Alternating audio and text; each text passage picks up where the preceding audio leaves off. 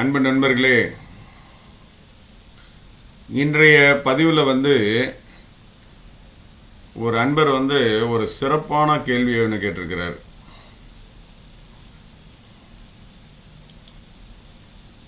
பக்தி மார்க்கம் சிறந்த மார்க்கம் என்று நீங்கள் சொல்லியிருக்கீங்க. அப்போ பக்தி மார்க்கத்தில் ஜனங்க நிறைய பேர் சாமியார்கள் பின்னாடி போகிறாங்க. அந்த சாமியார்களும் நிறைய சித்துக்களை காட்டுறாங்க. அதில் மயங்கி அவங்க அவங்க தான் கடவுள் அப்படின்ற விஷயத்துக்கு போயிட்டுருக்குறாங்க. இப்போ சாமியாராக இருக்கின்ற தன்னை உணர்ந்து ஒருத்தர் சாமியாராக இருக்கிறவர் எப்படி நடந்துக்கணும்,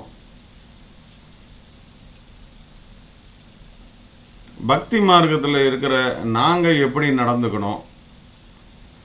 இப்போ நாங்கள் போய் இந்த சாமியார்கள் காலில் விழும்போது இவங்க தங்களை ஒரு பெரிய ஆளாக காட்டிக்கிறாங்க. உலகத்தையே இவங்க தான் படைச்சா மாதிரி காட்டியிருக்கிறாங்க.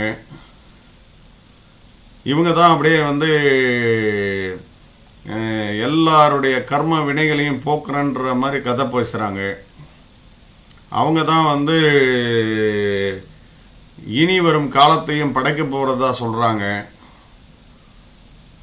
இந்த மாதிரி இருக்கின்ற இந்த சாமியார்கள் அதில் சில பேர் புகழுக்காக சித்து விளையாடிட்டு இருக்கிறாங்க. சில பேர் பணத்திற்காக சித்து விளையாடிட்டு இருக்காங்க. சில பேர் வேறு இல்லீகல் ஆக்டிவிட்டீஸுக்காகவும் சாமியார் வேஷம் போட்டுக்கொண்டு இருக்கிறார்கள். இவர்களை எல்லாம் எப்படி நாம் இனம் கண்டுகொள்வது? இவர்களை சாடுவது முறையா இல்லையா அப்படின்ற ஒரு கேள்வியை நறுக்குன்னு கேட்டிருக்கிறார். சரியான கேள்வி இது. நாம் பக்தி மார்க்கம் என்ற ஒன்றை ஏன் ஃபாலோ பண்ண சொன்னோம் அப்படின்றத அந்த ஒரு அன்பர் சரியான முறையில் புரிந்து கொள்ளவில்லை. அதாவது நன்றாக புரிந்து கொள்ள வேண்டும். ஒருமை நிலை என்பது எல்லாருக்கும் சாத்தியம் அல்ல. ஒருமை நிலையில் இருந்தால் நீங்கள் ஒருமை நிலையிலே மட்டும்தான் இருக்க முடியும். அப்படின்னா என்னன்னா, இப்போ நீங்கள் இருக்கிறீங்கன்னா உங்களுக்கு கூட உங்களுக்கு ஒரு குடும்பம் இருக்குது, ஒரு வேலை இருக்குது, உங்களுக்கு ஒரு கார் இருக்குது, ஒரு வாகனம் வச்சுருக்கீங்க, நீங்கள் வீடு வச்சுருக்கீங்க, நிலபுலங்கள் வச்சுருக்கிறீங்க, வசதிகள் இருக்குது. ஒருமை நிலையில் இருந்தால் இதெல்லாம் இருக்காது. அதை நீங்கள் நல்லா புரிஞ்சுக்கணும். இது இருக்காது. ஏன்னா எல்லாமும் ஒன்றா சேர்ந்துடும். அப்போ ஒன்று தான் இருக்கும், மற்றொன்று இருக்காது. மற்றவர் கண்களுக்கு அது தெரியாது. இதை நீங்கள் நன்றாக புரிந்து கொள்ள வேண்டும். அப்போது ஒருமை நிலையில் இருக்கும்போது நம்ம வறுமையில் தான் இருப்போம் அப்படின்றத நீங்கள் புரிஞ்சுக்கணும். ஸோ அதற்காகத்தான் நம்ம பக்தி மார்க்கம் என்ற ஒரு மார்க்கத்தை ஃபாலோ பண்ணுறது நல்லதுன்னு நம்ம சொல்கிறது. ஏன்னா இரண்டுபட்ட நிலை இருந்தால் மட்டுமே ஒன்றிடம் இருந்து கேட்டு மற்றொன்று பெற்றுக்கொள்ள முடியும். சரியா? உடனே ஏன் நான் சாமியார் ஒன்று நான் ஒன்று, சாமியார்கிட்ட கேட்டு நான் வாங்கிக்க முடியாதா?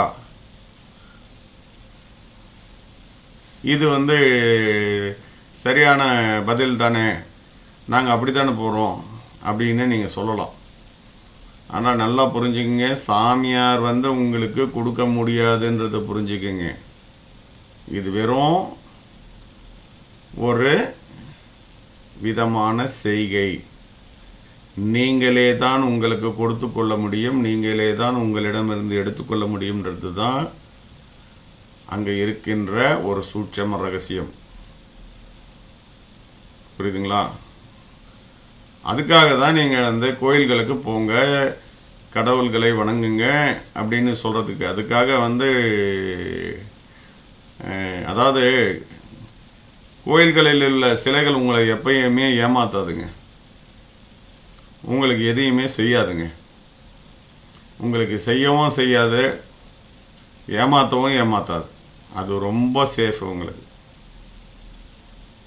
நீங்கள் போய் வணங்கினீங்கன்னா அது உங்களுக்குள்ளேயே விதைக்கப்படுகின்ற விதையாக அந்த பிரார்த்தனை உங்களுக்குள் விதைக்கப்படுதுன்றதை புரிஞ்சுக்குங்க. அது அங்கிருந்து தான் விளைச்சலாக வெளியே வருகிறது என்றதை புரிந்து கொள்ளுங்கள். அதுக்கு தான் எல்லா மதங்களிலும் பிரார்த்தனை பிரார்த்தனை பிரார்த்தனை என்பது முக்கியத்துவமாக கொடுக்கப்பட்டுள்ளது. ஸோ பிரார்த்தனை என்று செய்வது எதற்காக என்றால் அது உங்களுக்குள்ளே விதைக்கப்படும் விதையாக இருக்கின்றது. அதை ரொம்ப பேசினா நிறைய பெரிய பேச்சாக போகும். அதை நீங்கள் மேலோட்டமாக புரிந்து கொள்ளுங்கள். அதனால் நீங்கள் ஏதாவது ஒரு செங்கலை முன்னாடி வச்சுட்டு அதுக்கு ஒரு பட்டை போட்டு ஒரு குங்குமம் விபூதின்னு வச்சு அதை ஒரு நம்பிக்கையோட அதை கும்பிட்டிங்கன்னா அது அந்த முழு கவனத்தை உங்களுக்குள்ள செலுத்துறதுக்காகத்தான் அந்த நடைமுறையை நம்முடைய முன்னோர்கள் வைத்திருக்கிறார்கள். சரியா? இதெல்லாம் நீங்கள் புரிந்து கொள்ளாமல் ஒரு தனி மனிதனை போய் ஒரு கடவுள்னு சொல்கிறீங்களே, இது நியாயமா? ஒரு உயிரையே வர வச்சிட்டாரு அப்படின்னு சொல்கிறீங்களே, இருக்கிற உயிரை தானேங்க வர வச்சாரு. அங்கே இருக்கிற உயிரை தூக்கி இங்கே போட்டார். பாவம் குளத்தில் அது நல்லா நீந்தி நின்ற மீன் எடுத்துகிட்டு ஒரு சின்ன டப்பாக்குள்ளே போட்டு அடைச்சி வச்சிட்டாங்க. அது பிரயோஜனம் இல்லைங்க. இந்த உலகத்திலேயே இல்லாத ஒரு பொருளை நீங்கள் படைச்சு காட்டும். இப்போ 5 பூதம் இருக்குன்னு சொல்கிறோம், 6வதாக ஒரு பூதத்தை படைச்சு காட்டுங்க. அப்போ நம்ம ஒத்துக்கலாம், நீங்கள் கடவுள் தான், படைப்பவர் தான் அப்படின்றத நம்ம சொல்லலாம். இப்போ நீர், நிலம், காற்று, ஆகாயம், நெருப்புன்னு நீங்கள் சொல்கிறீங்க. அதுக்கு பதிலாக இன்னும் ஒன்று புதுசாக படைங்க. யாராவது இது வரைக்கும் செய்திருக்காங்களா? செய்ததில்லை. இதை விட மிக மிக பெரிய சக்தி வாய்ந்த சித்தர்கள்லாம் நம்ம காலத்தில் வாழ்ந்துருக்கிறாங்க. அவங்கெல்லாம் தன்னை யாரும் பெருசாக கடவுள்னு சொல்லிக்கிறதே கிடையாது.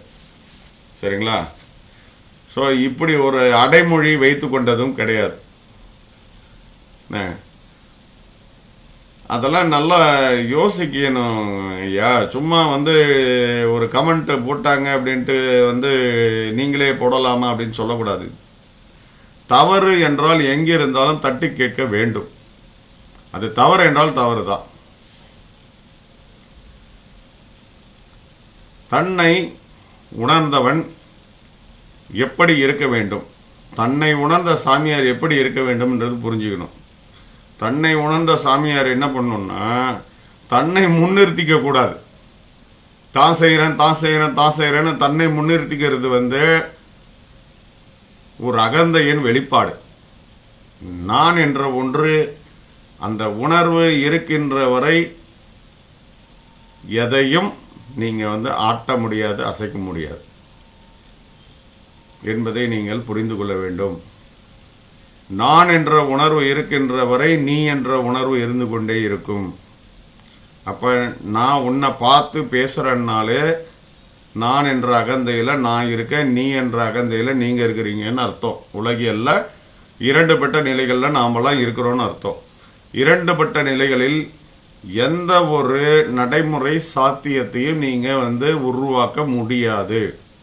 இதை நல்லா புரிஞ்சுக்கணும்.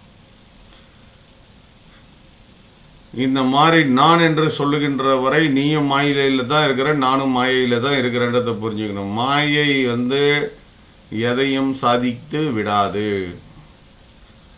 இறைநிலை மட்டுமே உங்களுக்கு விடிவை கொடுக்க முடியும். இதை புரிந்து கொள்ளாமல் நீங்கள் ஒரு தனி மனிதனை கடவுள் என்று சொல்லி அவன் பின்னால் சுற்றுவது உங்களுடைய முழு அறியாமையை காட்டுகிறது. அப்போனா நீங்கள் நம்முடைய குரூப்பில் ஒரு ஃபாலோயராக இருக்கிறீங்கன்றதுக்கே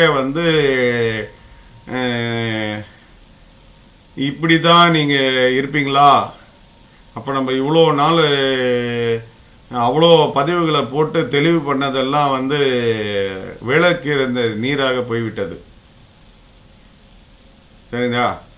இப்போ நீங்கள் எவ்வளோ தடவை நம்ம குருவை பற்றி பேசியிருக்கிறோம். குரு என்பது எதுன்றதை பற்றி அருமையாக பேசியிருக்கிறோம். அப்படி இருந்தும் உங்களுக்கு வந்து ஒரு உருவத்தில் ஒரு ஆள் வந்து உங்ககிட்ட பேசணும், உருவத்தில் உங்ககிட்ட இருக்கிற ஆள்கள் மூலயமா எதுவும் நடக்கணும் அப்படின்னு நீங்கள் தான் தவறு செய்கிறீங்க. அவர் தவறு செய்யலை, நீங்கள் தான் அவரை தவறு செய்ய வைக்கிறீங்க. நீங்கள் அவரை மாயையில் சிக்க வைக்கிறீங்க. அதுதான் உண்மை. சரியா? அதனால் கடவுள்னு சொல்லி ஒருத்தன் பின்னாடி தயவு செய்து போகாதீர்கள். கடவுள் என்பது நீங்கள் மட்டுமே. நீ கடவுள் என்றால் நான் கடவுள், நான் கடவுள் என்றால் அது கடவுள், அது கடவுள் என்றால் எதுவும் கடவுள். எல்லாமே கடவுள் என்றால் எல்லாமே சமம்தான். அந்த நிலைக்கு நீங்கள் போகும்போது எந்த வித்தியாசங்களும் தெரியாது அந்த சாமியார். புரியுதுங்களா? உங்களை வந்த உடனே வாங்க சார் உங்கள் பேரை சொல்லி அவரெல்லாம் கூப்பிட மாட்டார். ஏன்னா அவருக்கு இந்த உலகியல் ரீதியாக எந்த விஷயங்களை பற்றியும் டிஃப்ரென்ஸ் தெரியாது. அப்படி இருக்கிறவங்க தான் வந்து உயர்நிலையில் இருக்கிறவங்கன்றதை புரிஞ்சுங்க. அவர் வந்து உங்களுக்கு கை தூக்கி ஆசீர்வாதம் கூட பண்ண மாட்டார்.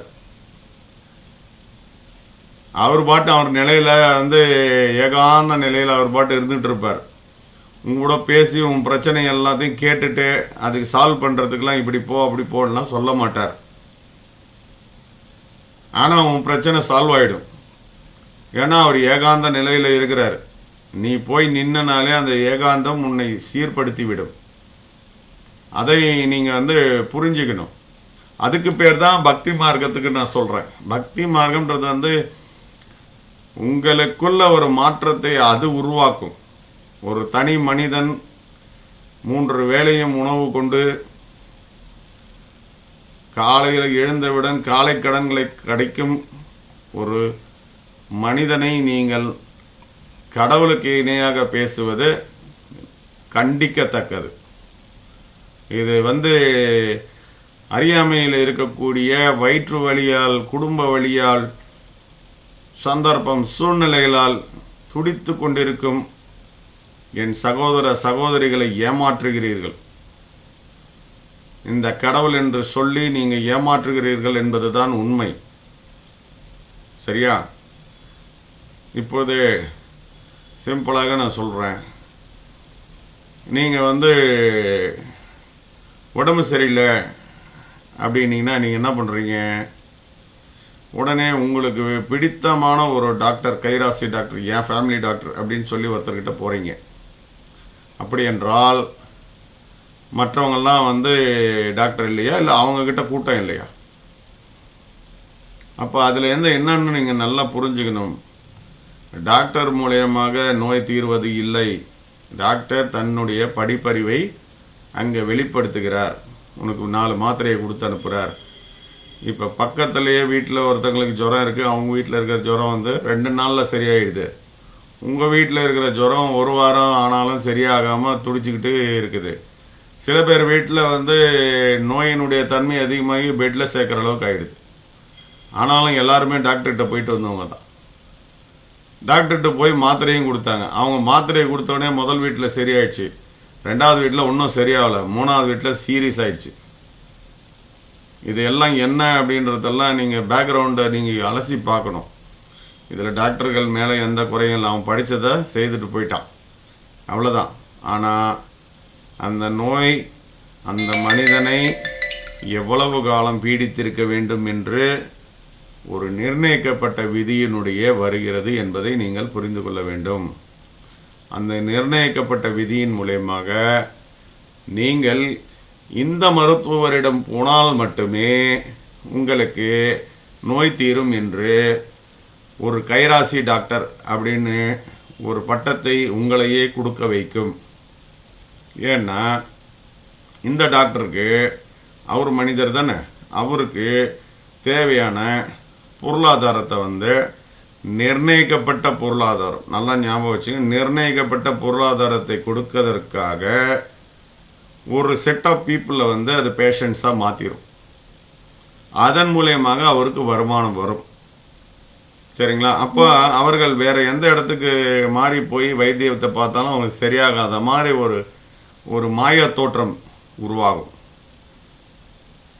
அப்போ நடப்பது எல்லாம் நாயகன் செயல் என்பதை உணர்ந்து கொண்டு ஒன்று நாயகன் காலிலேயே விழுந்து கிடப்பது தான் சரியான வழியாக இருக்கும். ஒன்று நாயகன் உள்ளே இருக்கிறான் என்று நீங்கள் உங்களுக்குள்ளேயே விழுந்து கிடப்பது ஒரு திறமை. அந்த திறமையுள்ளவர்கள் அதை பயன்படுத்தி கொள்ளலாம்.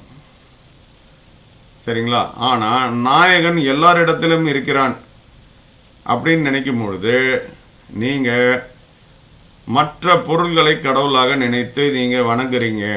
அப்படின்னும் போது உங்களுக்குள்ளேயே நடக்கின்ற மாற்றத்தின் மூலயமாக தான் அது உங்களுடைய செயல்கள் நிறைவேறுவதும் நிறைவேறாமல் போவதும் உங்களுடைய விதி பயனின்படியே உங்களுடைய ரெக்கார்டிங் என்ன இருக்குதோ அந்த ரெக்கார்டிங் படி தான் நடக்குது. ஆனால் ஒரு மனிதனை நீங்கள் கடவுளாக பாவிப்பது என்பது மிகப்பெரிய முட்டாள்தனம். அதுவும் விதிப்படியே தான் நடக்கிறது என்பதில் எந்த சந்தேகமும் இல்லை. இருந்தாலும் நான் சொல்வதும் அதே விதிப்படி தான். அந்த முரண்பாடை களைய வேண்டும் என்று இந்த உருவத்தின் மூலமாக அந்த கண்டனத்தை தெரிவித்து கொள்ள விதி என்னை அர்ப்பணிக்கின்றது. நன்றி.